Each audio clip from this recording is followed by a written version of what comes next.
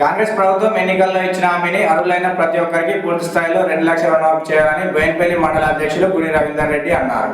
శుక్రవారం మండల కేంద్రంలోని తహసీల్దార్ కార్యాలయంలో తహసీల్దార్ పుష్పలతకు వినతి పత్రం అందజేశారు. ఈ సందర్భంగా గుడి రవీందర్ రెడ్డి మాట్లాడుతూ ఎన్నికలకు ముందు కాంగ్రెస్ పార్టీ ఇచ్చిన హామీ ప్రకారం 2 లక్షల రూపాయల లోపు రుణాలు తీసుకున్న ప్రతి రైతుకు రుణమాఫీ చేయాలని, ఎన్నికలకు ముందు ప్రతి రైతుకు రుణమాఫీ చేస్తామని చెప్పి ఇప్పుడు రేషన్ కార్డు తదితర అంశాలను లేవనెత్తడం సరికాదని, రైతునే ప్రామాణిక యూనిట్ గా తీసుకుని రేషన్ కార్డుతో సంబంధం లేకుండా రుణమాఫీ చేయాలని, రుణమాఫీ చేయని ఎడల రైతులతో కలిసి పెద్ద ఎత్తున ఉద్యమిస్తామని అన్నారు.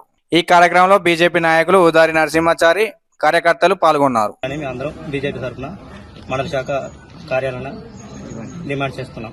ఈ రోజు భారతీయ జనతా పార్టీ బోయినపల్లి మండల శాఖ ఆధ్వర్యంలో రాష్ట్ర ప్రభుత్వం ఆ రోజు యొక్క కాంగ్రెస్ ప్రభుత్వము ఎన్నికలలో భాగంగా ఇచ్చినటువంటి హామీలు ఏవైతే ఉన్నాయో దానిలో ఒకటి ఇక్కడ రైతు రుణమాఫీ ఏదైతే ఉందో 2 లక్షల రూపాయల వరకు అర్హులైనటువంటి ప్రతి ఒక్కరి రైతు కూడా రుణమాఫీ అందజేయాలి. అదేవిధంగా ఈ యొక్క రాష్ట్ర ప్రభుత్వం ఈ యొక్క రైతు రుణమాఫీ పేరిట కుర్రీలు పెడుతుంది. కానీ నేను అనేది ఏంటంటే ఈ యొక్క ప్రభుత్వము ముందు ఈ యొక్క రేషన్ కార్డులు ఇవ్వక రేషన్ కార్డులో లింక్ పెట్టడం ఇది కరెక్ట్ కాదు. ఈ యొక్క రేషన్ కార్డు అనేది లింక్ అనేది తొలగించాలి.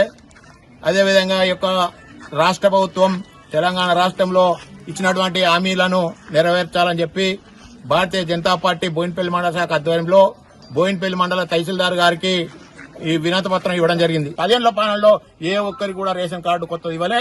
కానీ ఈ యొక్క కాంగ్రెస్ అధికారులకు వచ్చి కూడా ఇప్పుడు డిసెంబర్లో వచ్చింది, ఇప్పుడు కూడా 7 నెలలైనా కూడా ఏ ఒక్కరు కూడా కొత్త వాళ్ళకి ఒక్కరికి కూడా కనీసం రేషన్ కార్డు ఇవ్వలేదు. మరి రేషన్ కార్డు లింక్ పెడితే ఏ విధంగా మాఫీ చేస్తారు? రేషన్ కార్డు లింక్ పెట్టిరు కానీ రేషన్ కార్డు కొత్తది ఇవ్వలేదు. ఒక ఇంట్లో ఎలాంటి ఆంక్ష లేకుండా పాస్బుక్ ఉన్న ప్రతి ఒక్కరు కూడా ఖచ్చితంగా 2 లక్షల రూపాయలు మాఫీ చేయాలని చెప్పి భారతీయ జనతా పార్టీ డిమాండ్ చేస్తా ఉన్నాం.